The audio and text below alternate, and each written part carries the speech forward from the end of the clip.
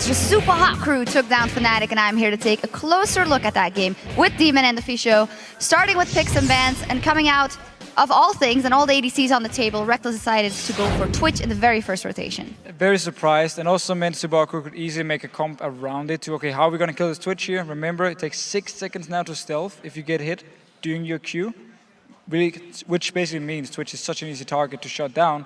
So a bit surprised about their first pick. Really showed also that Fnatic wanted to use one of their standard pick comps. It was also interesting just to hear from Mr. Rales as well, talking about how he was planning to go Cogmore, switched it to Lucian.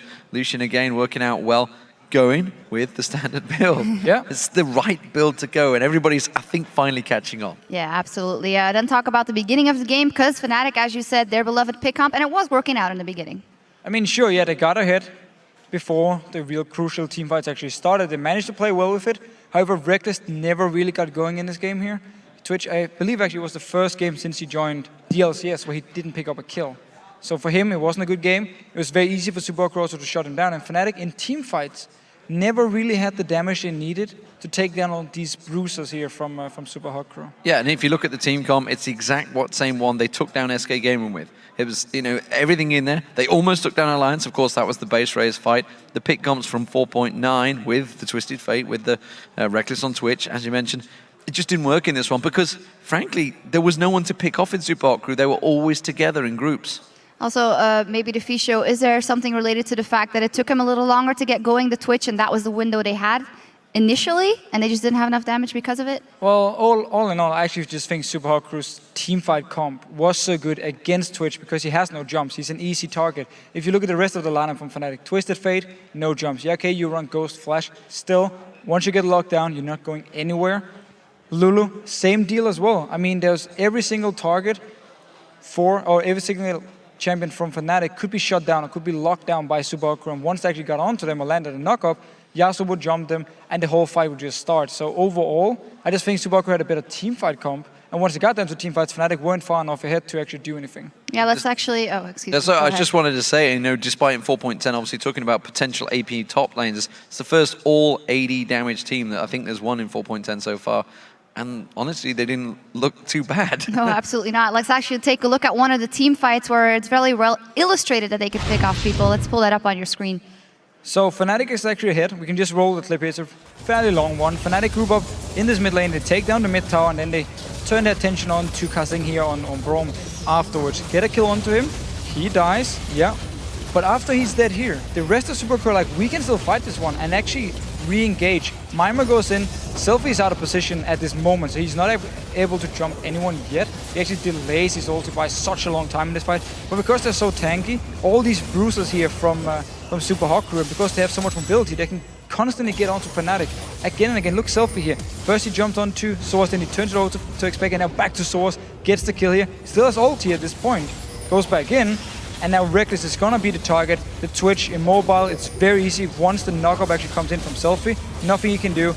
Pop him, he's dead now as well. So overall, SUPA HOT CREW, they were so tanky with all these bruisers here, and they could so easily get to the backline of Fnatic whenever they wanted to.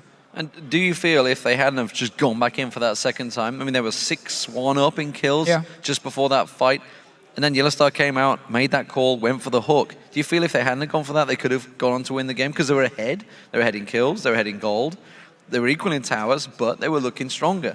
So it's very hard to say, but often when you see these disengage or re-engage, once you land the hook, you're like, oh, let's go, we can kill this target very easily, and you kind of get a bit too overconfident. So yes, they got punished for it, and it meant SUPA HOT CREW got pretty much back in the game 100%. If they hadn't gone in second time, they would end up trading 1-for-1, I believe, which would have been fine for Fnatic. They could have gone back to trying to pick up targets, so definitely it was a big mistake. However, credit to SUPA HOT CREW for taking full advantage of it. May just be another shot calling problem that, of course, we saw against Alliance the other week. Yeah, absolutely. Very quickly before we go over to the caster again, Rengar, the first one we've seen in the LCS. Quickly wrap up, what did you think of his play right here? The first time we've seen him here, of course, in OGN just this morning. So a bit of a slow start from Impaler, but once he actually got some items going and got to team fights, he was very, very strong. He built a lot of damage, but there was a Ghost Blade for him as well, so he tried to just focus on being somewhat of an assassin jungle.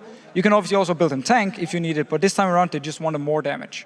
Yeah, it's something we saw from the career, obviously, this morning.